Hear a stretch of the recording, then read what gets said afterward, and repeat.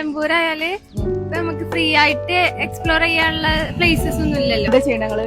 ഞങ്ങളിപ്പോ plus two എവിടെയാ? മാനവതല്ലേ. ഒന്ന് നിലമ്പൂർ വെറുതെ ഇറങ്ങാനായിട്ട് ഇറങ്ങിയത്.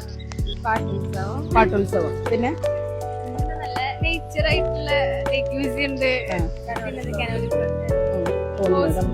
ഹോസ്പിറ്റൽ, നല്ലൊരു ഹോസ്പിറ്റൽ വേണം. ഇവിടെ നിലമ്പൂരായാല് ഇപ്പൊ നമുക്ക് ഫ്രീ ആയിട്ട് എക്സ്പ്ലോർ ചെയ്യാനുള്ള പ്ലേസസ് ഒന്നും ഇല്ലല്ലോ. അതൊക്കെ കൊണ്ടുവരണം.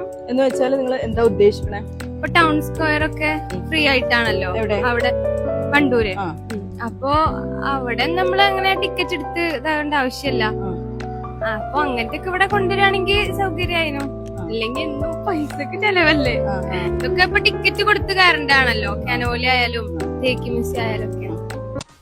ഈ കുട്ടികൾ പറഞ്ഞ ആശയത്തോട് എന്താ തോന്നുന്നത്? നിലമ്പൂരിനെ സംബന്ധിച്ച് ഒരുപാട് കാര്യങ്ങളുണ്ട്.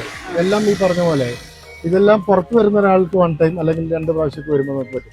നമ്മളപ്പോൾ ആ കുട്ടികൾ പറഞ്ഞ അവർ ഇവിടുത്തെ ഇവിടെ ചന്തക്കുന്നുള്ള ആ കുട്ടികളെ സംബന്ധിച്ച് പറയുമ്പോൾ നോക്കൂ, എന്നും 40 രൂപ 60 രൂപ ഒക്കെ വന്ന് അവർക്കൊരു ഫ്രീ ആയിട്ടുള്ള സ്പേസ് നിലമ്പൂരിനെ സംബന്ധിച്ചില്ല. ഒരു ഫാമിലി ആയിട്ടും ഫ്രണ്ട്സ് ആയിട്ടും എക്സ്പ്ലോർ ചെയ്യാനുള്ള ഒരു സ്ഥലം ഇല്ല എന്നാണ് പറയുന്നത്. അതെ അതെ, ഫ്രീ ആയിട്ടൊരു സ്പേസ് അവർക്ക് ഇല്ല എന്നുള്ളതാണ്. എല്ലായിടത്തും ടിക്കറ്റിംഗ് ഉണ്ട് എന്നുള്ളതാണ്. അതെ അതെ. ഉദാഹരണമായിട്ട് നമുക്ക് പറയാം, ഇപ്പൊ തൊട്ടടുത്ത ഗ്രാമപഞ്ചായത്തുള്ള മമ്പാട് നമ്മളെ അവിടെ ഒരു ഹാപ്പിനെസ് പാർക്ക് ഉണ്ട്. അതെ അതെ.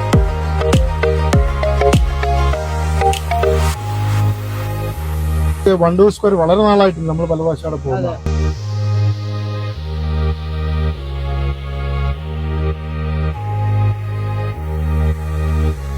അപ്പൊ അതിന്റെ ഒരു പ്രായോഗികത, ഇതൊരു നഗരസഭയാണ്, ഒന്നുകൂടെ നമുക്ക് ഫെസിലിറ്റീസ് കുറച്ചുകൂടെ വേണം നമ്മൾ ആഗ്രഹിക്കുന്നത്. അപ്പൊ അങ്ങനെയുള്ള കാര്യങ്ങളിലേക്ക് അതേപോലെ നമ്മള് അരീക്കോട് ഒരു കുനിയിൽ ജിമ്മൊക്കെ ഉണ്ടോ? ഓപ്പൺ ജിമ്മൊക്കെ അപ്പൊ നമുക്ക് ശരിക്കും നമ്മളെ കനോലിയിലൊക്കെ ഒരു ഓപ്പൺ ജിമ്മൊക്കെ വന്നിട്ടുണ്ടെങ്കിൽ നല്ലതായിരുന്നു.